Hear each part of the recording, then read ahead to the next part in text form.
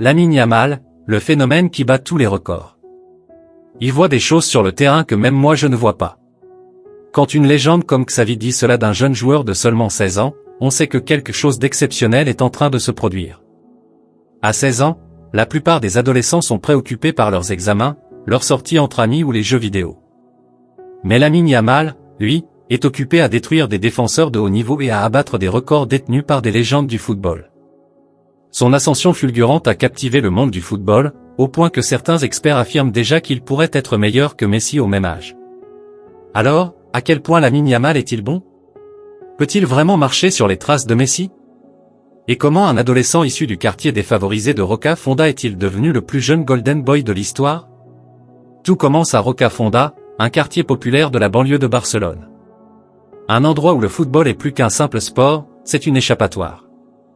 Là-bas, les terrains en béton servent de centre de formation improvisé pour des dizaines d'enfants rêvant de devenir footballeurs professionnels. Parmi eux, un petit garçon se démarque, Lamine Yamal. Dès son plus jeune âge, il impressionne tous ceux qui le voient jouer.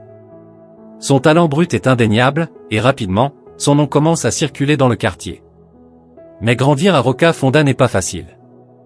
C'est un quartier où près de la moitié des habitants vivent sous le seuil de pauvreté, et où 20% des résidents sont des immigrés marocains et équato-guinéens. Pour beaucoup, l'idée de percer dans le football est un rêve lointain, surtout quand les familles ont du mal à subvenir à leurs besoins et encore moins à payer une inscription dans un club. Les conditions difficiles forgent les champions. N'ayant pas accès à des infrastructures de formation classiques, Yamal développe son jeu dans la rue, affrontant des adversaires plus âgés, apprenant à dribbler dans des espaces réduits, et perfectionnant sa technique face à une adversité constante.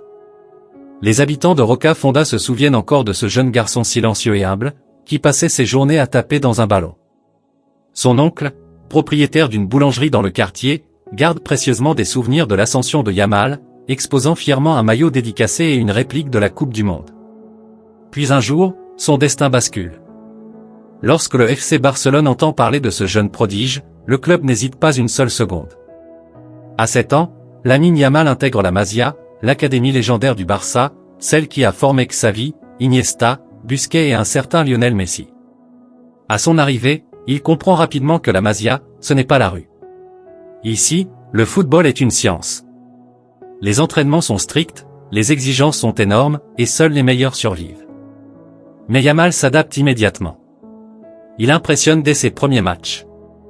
Ses statistiques sont hallucinantes, 79 buts en une seule saison avec les moins de 9 ans, 70 buts avec les moins de 10 ans, puis 56 buts avec les moins de 11 ans. Chaque année, son talent crève l'écran. Il n'a pas seulement du potentiel, il est déjà un joueur d'exception. Même en grandissant, son jeu évolue, sa technique se peaufine, et son intelligence sur le terrain se développe à une vitesse impressionnante. Ses entraîneurs, dont Jordi Rohre, voient en lui un phénomène unique. Quand il avait 6 ans, nous avons reçu un rapport d'un recruteur de Mataró. Il avait un contrôle du ballon incroyable, une vitesse fulgurante et une exécution parfaite. L'évolution de Yamal ne suit aucune règle classique. Il ne stagne pas. Au contraire, il devient encore plus fort à mesure qu'il progresse. Alors que la plupart des jeunes joueurs talentueux atteignent un plafond à un moment donné, Lamine Yamal continue de creuser l'écart. Chaque année, il devient meilleur. Le 29 avril 2023, Lamine Yamal entre dans l'histoire. À seulement 15 ans, il fait ses débuts en équipe première du FC Barcelone contre le Real Betis. Il est le plus jeune joueur à porter le maillot blaugrana en match officiel. Lorsque Xavi, son entraîneur, parle de lui après le match, il ne cache pas son admiration. À 15 ans, il faut juste imaginer. Il est spécial, et il aurait même pu marquer ce soir. Son ascension est fulgurante. Quelques jours plus tard, il devient le plus jeune joueur à marquer en Liga. Puis, il enchaîne en Ligue des Champions, devenant le plus jeune joueur à débuter un match dans la compétition. Mais c'est avec la sélection nationale espagnole que Yamal va définitivement entrer dans une autre dimension. À seulement 16 ans, Luis de la Fuente le sélectionne pour représenter l'Espagne à l'Euro 2024. Beaucoup pensent qu'il est trop jeune, que la pression sera trop grande. Mais il va faire taire toutes les critiques. Lors du tournoi, il délivre 4 passes décisives et égalise un record détenu par David Silva et Cesc Fabregas. Puis vient le match contre la France en demi-finale. Ce jour-là, il inscrit un but somptueux, une frappe magistrale qui envoie l'Espagne en finale. Son but est élu le plus beau de l'Euro. Son coéquipier Rodri est impressionné, tout le monde parlera de son but, mais ce qui m'a marqué, c'est aussi son travail défensif. À 16 ans, c'est incroyable. Puis arrive la finale contre l'Angleterre. Yamal, une fois de plus, répond présent. Il offre une passe décisive et participe activement à la victoire espagnole. À 16 ans, il est déjà une pièce maîtresse de son équipe nationale. Alors, Yamal peut-il devenir un jour aussi grand que Messi? La comparaison semble prématurée, mais les chiffres parlent pour lui. À 16 ans, il a déjà accompli plus que Messi au même âge.